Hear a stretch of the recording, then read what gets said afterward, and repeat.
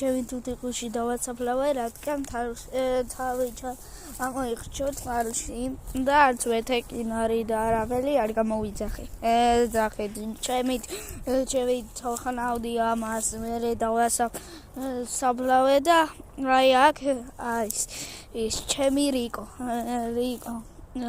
აი აგერე ეს ლამაზად გავაკეთე და ესე იგი ისეთი გულით გავაკეთე, რომ სულ მომენატრებოდა რა.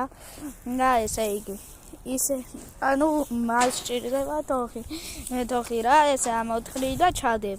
მერე ქვებს გვერდიდან, მერე ბოთლებს ჩასწობ და მერე ფულზე ერთზე დაწევთ ქვებს იმას და დახატავთ.